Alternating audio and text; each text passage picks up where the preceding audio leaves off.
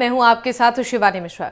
एक समय दुनिया में अपनी पहचान बनाने वाला सालावास का दरी उद्योग अब धीरे धीरे सिमटने लगा है। दरी बनाने वाले बुनकरों के लिए अब ये मुनाफे का सौदा नहीं रहा।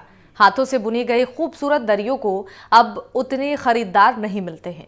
करीब 15 साल पहले यहाँ पर करीब 100 से अधिक घरों में दरी बुनाई का काम होता था, लेकिन अब ये सिमट कर 5 घरों तक ही रह गया है। लंबे अरसे तक बड़ी संख्या में विदेशी पर्यटक दरी बुनने की कला को देखने के लिए यहाँ पर आते और यहाँ से सीधे दरी खरीद कर ले जाया करते थे, लेकिन अब ये आलम है कि बिचौलिए इसे ऊंचे दामों में बाजार में बेचते हैं। विदेशी पर्यटकों को होममेड दरी की जगह मशीनों से बनी दरी को सालावास की दरी बताकर बेचा जा रहा है। सालावास का नाम लेकर मशीनों से बनी दरियां बेची जा रही हैं, इसलिए धीरे धीरे इन बुनकरों की संख्या दिन पर दिन घटती जा रही है। आप तस्वीरों में देख सकते हैं कितने करीने से ये काम किया जा रहा है और ये बुनकर सूती धागों से ही दरिया बुनते हैं। इनकी गुणवत्ता से कोई समझौता नहीं किया जाता है और इनके सिमटते उद्योग को पुनर्जीवित करने की जरूरत है। अगर यही सिलसिला चलता रहा तो एक दिन ये उद्योग समाप्त हो सकता है।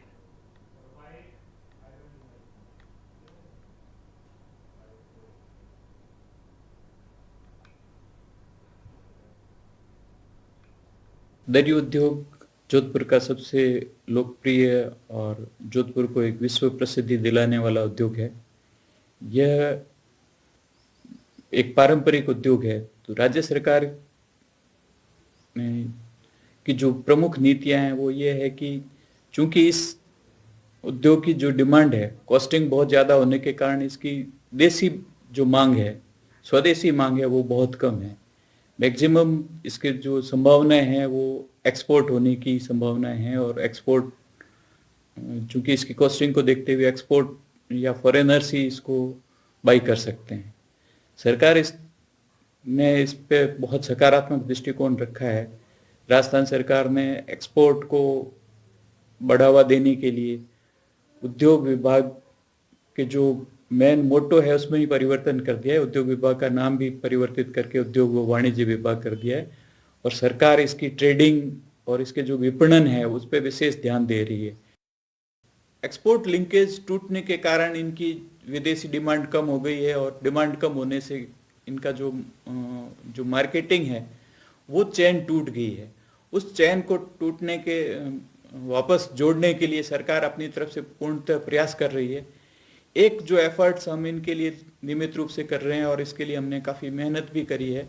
हम इनको इस सालावास दरी उद्योग को जीआई टैग के तहत पंजीकृत करवाना चाह रहे हैं। तो इसके लिए हमारी नाबार्ड से भी बातचीत चल रही है।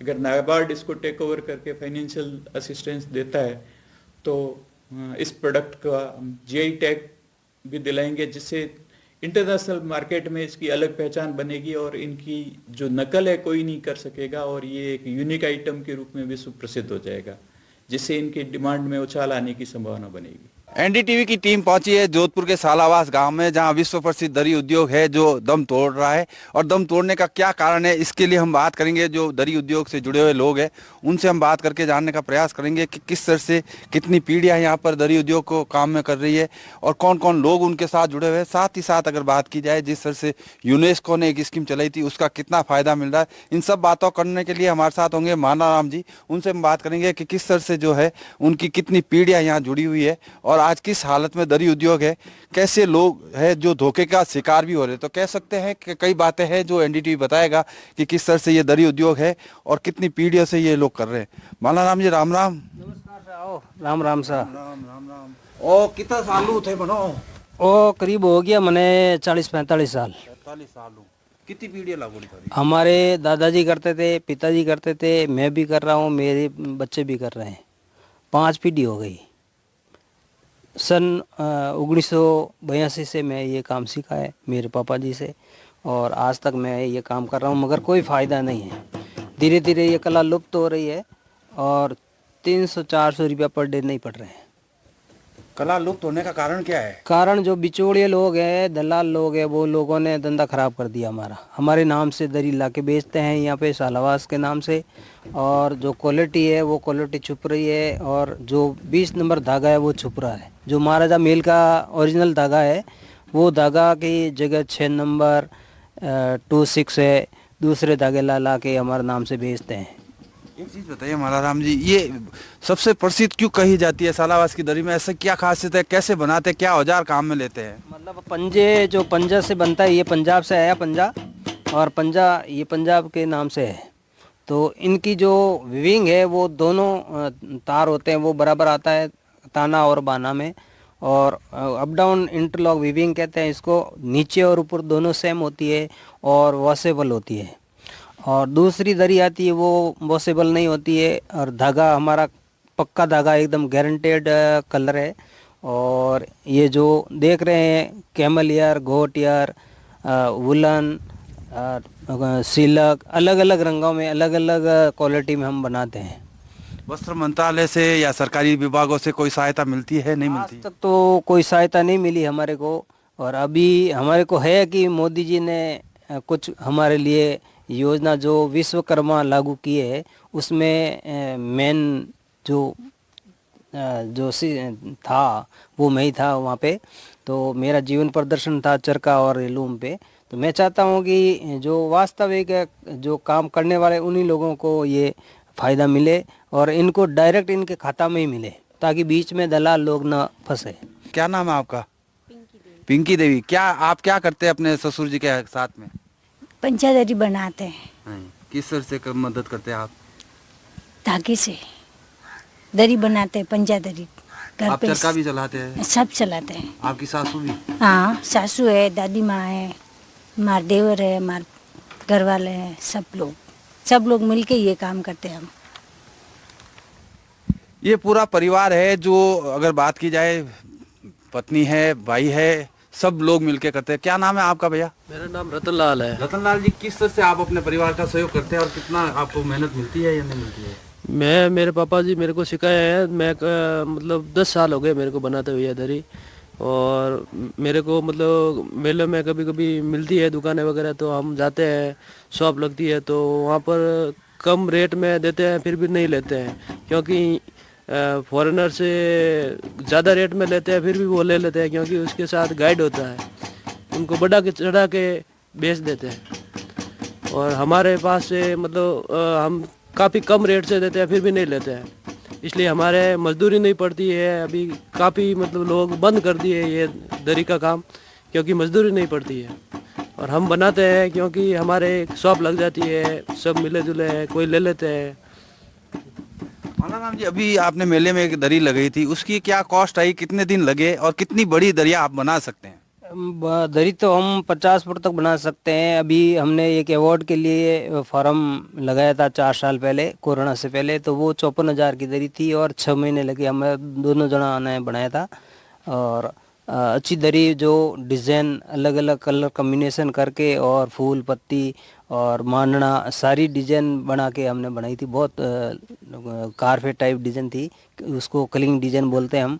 तो यही दरी और भी कॉटन में बना है तो और भी बढ़िया कॉस्ट मिलती है इनकी, बहुत एकदम हो जाती है डिज़ाइन अलग से।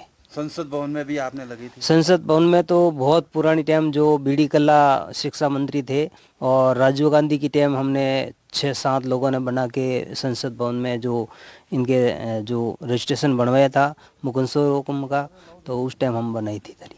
तो ये वो परिवार है एक जो दरी उद्योग से जुड़ा हुआ है, लेकिन सरकारी योजना का सही लाभ नहीं मिलने के कारण से कह सकते हैं सालावास का विश्व प्रसिद्ध दरी उद्योग है जो अपने संकट से जूझ रहा है। सरकारी सहायता अगर समय रहते मिले, योजनाओं का लाभ मिले, तो इस उद्योग को वापस 4 चांद लग सकते हैं। हालांकि प्रधानमंत्री नरेंद्र मोदी ने जिस तरह से विश्वकर्मा योजना लागू की है, उससे उन्हें उम्मीद है कि आने वाले दिनों में शायद उन्हें कोई लाभ मिले और ये दरी उद्योग जिंदा रह सके। अरुण हर्ष, NDTV राजस्थान, जोधपुर। विश्व प्रसिद्ध सालावास दरी उद्योग संकट में है और उसको लेकर लघु उद्योग भारती किस तरह से इसको आगे बढ़ाने का प्रयास करेगी, इसके लिए हमारे साथ है राष्ट्रीय अध्यक्ष घनश्याम जी ओझा। उनसे जानेंगे किस तरह से जो है सालावास का दरी उद्योग बढ़ाने के लिए लघु उद्योग भारती काम करेगी और साथ ही साथ जो है सरकार से किस तरह से इसको आगे बढ़ाने का प्रयास किया जाएगा। सालावास दरी उद्योग जो विश्व प्रसिद्ध है, इसको लेकर आपने जो चिंता जाहिर की है बहुत अच्छी बात है।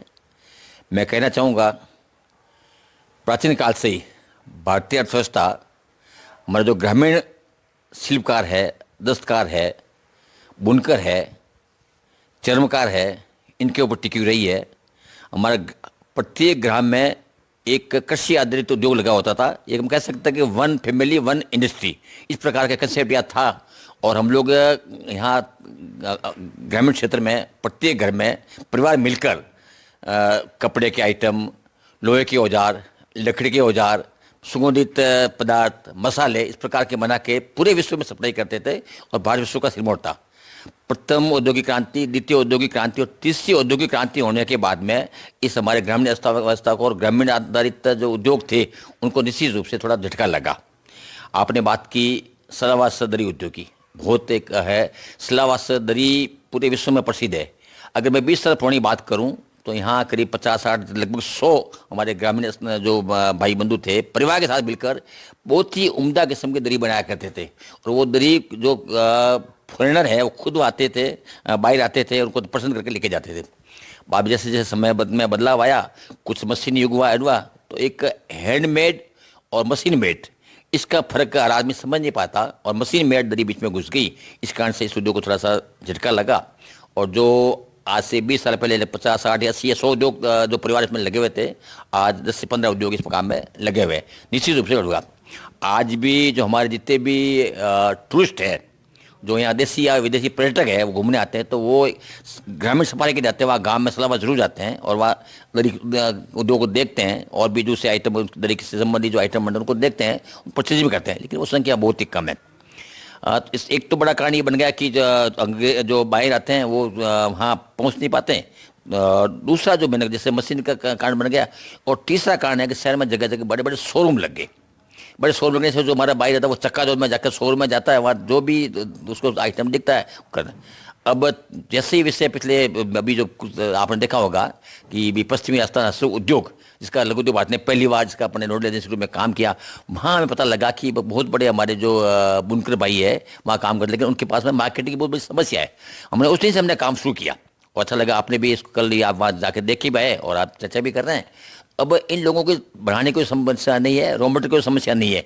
सबसे बड़ी समस्या है कि इसको एक तो जो इनकी क्वालिटी है इसमें और किसका थोड़ी सी गुणवत्ता सुधार करें, जिससे जो कोई विदेशी आदमी पैसा नहीं देखता है, वो क्वालिटी देखता है, गुणवत्ता देखता है, कलर देखता है, नई नई डिजाइन देखता है।